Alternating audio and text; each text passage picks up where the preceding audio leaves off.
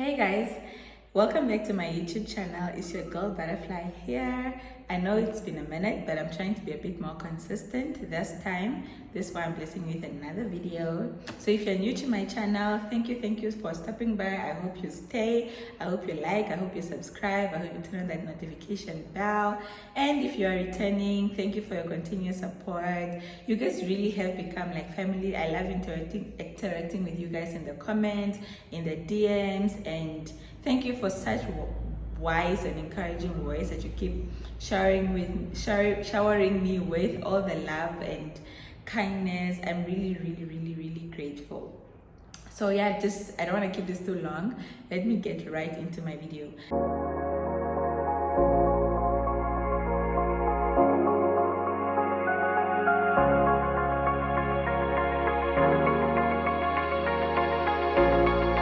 So as you can see by the title of the video, I'm just going to talk about overcoming self-doubt, a lack of self-confidence, timidity, and yeah, just things that I personally had to deal with. And I feel like I got a breakthrough or something recently when I was busy doing my devotion and I was reading Numbers chapter 13. So I'll read you what I learned and I'll share my experience, right? So in the beginning of this chapter, this is now the Lord talking to the Israelites, sending them to go and explore Canaan, like the land of milk and honey, and basically the land that he has promised them. So he's telling Caleb and the other leaders to send some men to go and explore this land. He spoke to Moses. The Lord said to Moses, "Send some men to explore the land of Canaan, which I am giving to the Israelites from each ancestral tribe. Send one of its leaders." And then in verse 17, when it says that when Moses sent them to explore Canaan, he said, "Go up through the Negev," I don't know how to pronounce it, "and on into the hill country. See what the Lord is like, and whether see what the land is like, and whether the people who live there are strong or weak, few or many. What kind of land do they live in? Is it good or bad? What kind of towns do they live in? Are they unwalled or fortified? How is the soil? Is it fertile or poor? Are there trees in it or not? Do your best to bring back some of the fruit of the land, because it was the season of the first ripe grapes." So later on, towards the end of the chapter, the men went, they scouted the land, and then they came back and they gave Moses this account. They gave Moses this account. We went into the land to which you sent us, and it does flow with milk and honey. Here is its fruit. But the people who live there are powerful, and the cities are fortified and very large. We even saw descendants of Anak there. The Amalekites live in the Negev. The Hittites, I don't know how to pronounce it, and all these other people they mentioned live in the hill country, and the Canaanites live near the sea along the Jordan. Then they go on to say, and verse 30 goes on to say, "Then Caleb silenced the people before Moses and said, 'We should go up and take possession of the land, for we can certainly do it.' But the men who had gone up with him said, 'We can't attack those people. They are stronger than we are.' And they spread among the Israelites a bad report about the land they had explored. They said, 'The land we explored devours those living in it. All the people we saw there are of great size. We saw the Nephilim there, the descendants of Anak. We seemed like grasshoppers in our own eyes, and we looked the same to them.'" Sorry for that, my sister dropped by and rudely interrupted me. So anyways, when I was reading this, I can tell that fine, these people had very valid concerns, but also there was a lot of unbelief either in themselves or in God's promises. Because if you remember at the beginning, he did say that they must go and scout the land that I'm going to give them, right? The land he only sent them to go and scout the land, but he's already going to give it to them. It was not conditional. It was not that, no, if you guys are bigger, or if you guys are stronger, or if you guys are white than those people, I'm going to give it to you. No, it was for them. It's basically like you're going to scout for a plot because you want to build your house. It's not dependent on whether your neighbor's house is bigger, your neighbor's walls are higher, or they are richer, or they are cuter. Like it's your land. It's nothing is going to be standing in your way, basically, of why you were gonna get that land or why you deserve that land. It has nothing to do with other people. It has nothing to do with external forces, right? It's yours. If God has promised it, He will fulfill it. So what's interesting is that Moses told them to just go and see if the land is good or it's bad, if the people are strong or weak, if they are few or they are many, if the wall is if they are unwalled or fortified, how is the soil, all these things. He never sent them to go make a comparison with anybody. And this is something that I felt like is so important. As I said previously, we need to stay focused on our purpose, our plan, and our lives. You don't have to stray and look on the other side of the fence. Keep in your area, basically. So what really stood out for me and what really spoke out to me was at the end when they came back with this report, and they were just like, we can't attack those people. They are stronger than we are. But it wasn't even about that. It doesn't matter. If God said it's for you, it is for you, even if the other people are stronger.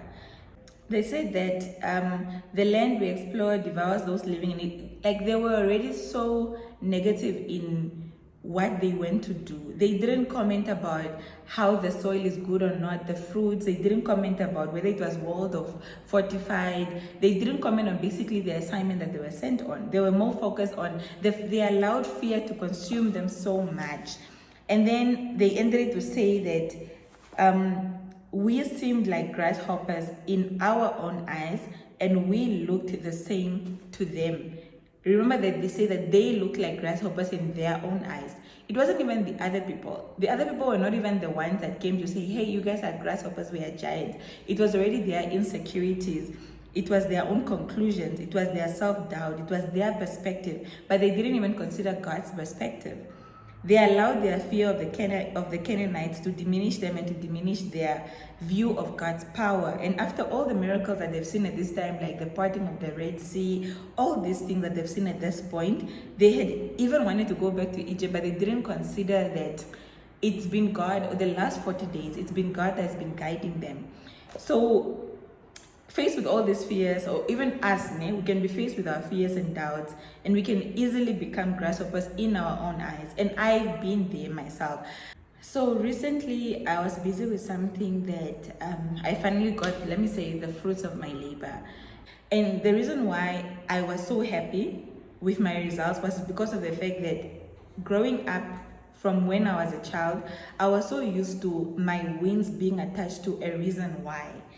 Being in primary school, it would be like, no, she's doing well, she's excelling because her mom is a teacher here, or the teachers favor her, they like her, oh no, and then all the way up to even when I finished med school and I was an intern. That's why one of the reasons I liked being in med school, because there wasn't that, it was so much diversity. And then I finished, and then I'm working, and it's still a thing of, no, it's because she's pretty, or it's because who likes her, or it's because it's always attached to something. It can never be because, no, she's just good enough, or she did it on her own. So I think with this, it really meant so much to me, because I felt like a grasshopper so many times when no one even, okay, yeah, they did make me feel like it, but someone, it's like how they say offense is taken, not given. I think that's a statement. That's how I was. I made a choice to feel like a grasshopper sometimes. I didn't have to allow other people, other circumstances to make me feel that way. So in this situation, I'm just like, I did this for me.